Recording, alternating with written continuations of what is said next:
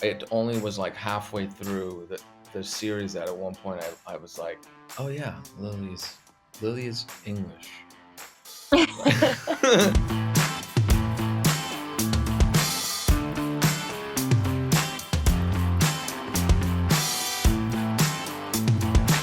Sebastian, do you feel like very instinctively, impulsively, do you know when you want to be a part of something? When I'm reading something immediately, I'm coming from a place of how I would want it to work out. Craig for me was a real anchoring because of that I, Tanya experience. I thought he just had all these ideas of how to find a way to tell that in a way that sort of added a different perspective we didn't have before, but at the same time honored sort of the truth of it, but yet he found a way to kind of visually and tonally tell it in a way that could help us understand it in a different way, humor being a part of it. And coming from a point of view of an audience member reading the scripts, I really felt like I was sort of falling into certain projections and certain Mm. ideas and certain kind of thoughts I was having about them and the relationship. And then slowly I felt like the rug was sort of being pulled up out from underneath me and really making me realize how complicit I was. Canada? What? He's in LA. Yeah. Well, maybe he's running it through Canada to avoid getting caught. It's like a whole operation. It really is. I've always loved when you talked about like the desensitization, like how desensitized we're becoming as like a society and how that's getting worse and worse. And it feels like this birth of the internet and this horrible, huge violation that took place in this tape that was, we always talk about how it was stolen, it was a crime, it was never meant to put out there. I do think it's like this foreshadowing and it kind of makes your skin crawl and go, oh, when you really get to like the heart of this, of like what the internet meant in making that even worse, how your anonymity can just is like this huge front where you can just be as vicious and as vile And and cruel. cruel, And now it's just cruel while being wow. cowardly. What do you think was the scariest part for you? I think in a way, like just failure of like of maybe not having the ability to do what's demanded of for this and not being able to capture any essence or any traits or really be believable as this real person that you genuinely want to inhabit. She never tried to please anybody. She was just like, you know what? I am this badass sex mom, anti-war, workout video selling actress chick, and if you got a problem with it, fuck you. What's cooler than that? You strive to sort of look different when you look in the mirror. You know, you don't see yourself anymore. And I'm curious whether, you know, you ever had those moments of like, oh, I feel like I'm operating on a very different level. Like I have no more of my own little things to rely on. You know what I mean? How sometimes we have those things as actors, like that we get used to. Our habits, yeah, our Yeah, like crutch. because I saw none of that when it came. Yeah, You same know, we with you. feel like Like nothing at all. Like that, I felt like I could pinpoint from anything I'd seen you in. yeah, you too. And that's what I think was so great was for both of us to be able to look each other in the eyes and just see a totally different person and see someone reflected it to you that you've spent a long time researching. And that obviously my main focus was Pamela, but of course all I sort of was inhaling was Tommy too. And then suddenly being confronted with, in my mind, Tommy. What for you was the most frightening? I honestly feel like those drums, you know, that whole thing with the Yeah. drums was such an anxiety attack every week because they never had any plans of getting doubles. So in a way, like now I look back and I'm thankful that it, you know, it made me feel like I had the pressure of having to somehow like come up with some, you know, be believable enough on the day or whatever, because we didn't have someone there to just step in and do it. Do you tend to work well? You must under pressure. Like, because I found the pressure so useful on this because I just woke, sleep, breathed, ate, everything. It was just there was no space for anything else in my life. I genuinely feel that fear is a good thing. I really do. I think it's like if we can figure out a way to have a healthy relationship with it, I think it's sort of a weird awakening feeling because it really Mm. does feel like you're on your toes. And as demanding as it was, do you not feel like sort of at this point kind of that feeling where you sort of just feel like it's It's all on opened us. this yeah, it's opened that Yeah. door now and you go, well, it all Yeah. might as well just be all or nothing. And I don't know if that's just the rhythm of how you work. We were in all the time and our schedules and the time in the chair. It just meant that it was just this constant like marching forward or sprinting forward. But I loved working like that, and I definitely want to keep pushing and striving and challenging myself and feeling that like energy. And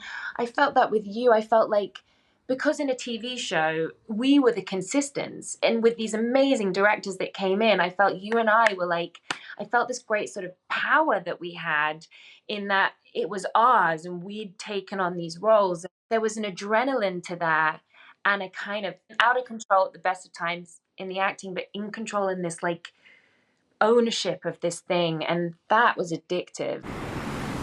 Hey, Tommy! Give me a smile! God fucking damn it! You want this fucking picture? I'll give you a fucking picture!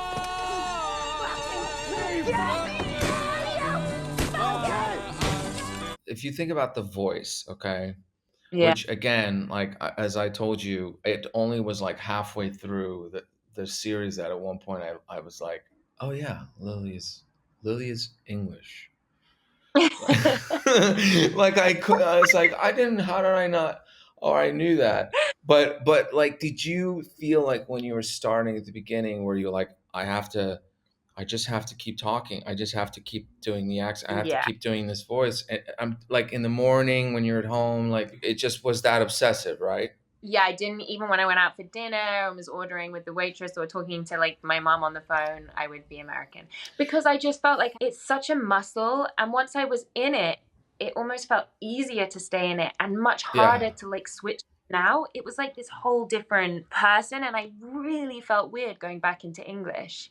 As a teacher, I've been learning. You'll forgive me if I boast. And I've now become an expert on the subject I like most. You did the same. I remember even from the first time I met you, like your vowels and your talk, like your voice was different. Like it's taken me a while to get used to how you speak. It I was don't like know. re-meeting you entirely. I think at some point you just let it go. It's like I always find it's. I mean, you and I have talked about it, right? It's you need the brain in order to really sort of be the overseer in a way and like think about what's the objective, remain objective and kind of see what the Yeah. journey is, right? But then at times you just wanted to sort of also stop thinking about it and just letting it hopefully be there. It's like that trust thing that has to happen, I guess. You know, a scene I really loved that we did together right at the end was with Hannah Fidel when we were like packing after Mexico. And I think it was because we'd done so much of the heavy scenes where we're so on different levels and we're not and they're like ships in the night and they're just not able to connect as like people. And then we had that scene where you just you were just such a joy. It started like doing all this crazy stuff, like running in the dressing room, a scene that could have just been us like sat on a bed. And you're so playful and courageous. And it was just, that was one of my favorite scenes we ended up doing when we're trying on all the clothes and you're carrying me Yeah. around. You don't have to skip it because you're going on a first class. Easy. Look at this. I think also I'm just remembering how often you and I, even in the fighting scenes, we would always have a moment of checking in, with one Yeah. another as actors, but then also like for the two of them, because remember, we would always find a moment to get them like to either like look at each other a certain way or we would like touch, like just connect in some Yeah. way. And they would always be like, guys, hold on a minute. Like, we're moving further into the show. We need to show how the relationship is getting affected by all these things. We're like, I know, Right. but they really loved each other. You're tearing them apart. I know. I think we were kind of feeling what the world was doing to them. We're like, stop it. Maybe You like the attention. That's insane. Yeah, or maybe you're scared. Oh, I'm scared. Yeah, of me. Oh. You're scared of me and my career. Oh my God, that's right, because you're about to blow up, right? It really was this outside event that put this strain that I challenge any couple in the world to be able to survive. Like, it's so invasive and brutal. And I think we just wanted to keep that connection and that love because keep fighting for it. Particularly, I think episode 6, which you Yeah. were incredibly fantastic in, and also which was, I think, a really different reality suddenly to the show and to what happened, and the fact that, because I remember, I think the last thing we were talking with Rob and DV, you know, the fact that they had access to those court Yeah. hearings, or, and to be able to create that, because I just think you watch that, and I think if you're not feeling something from that, you're just not human.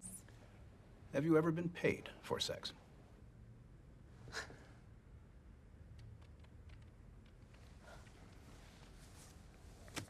No.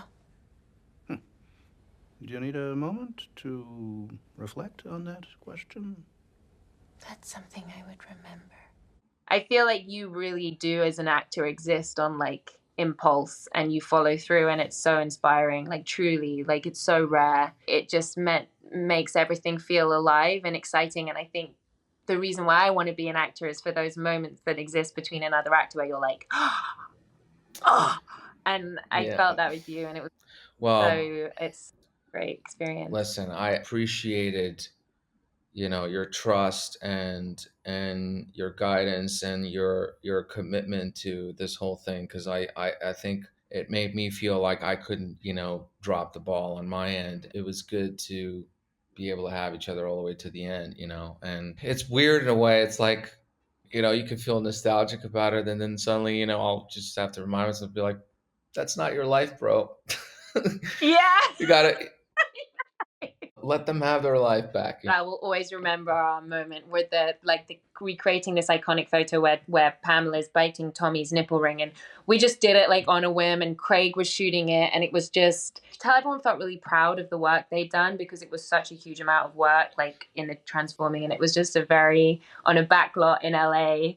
For me, I was like, this is cool. I know. I remember walking and seeing DV, and I had like the tattoos and the leather pants, and just screaming, being like, "What's up, fuckers?" And being like, "Yeah, here we go."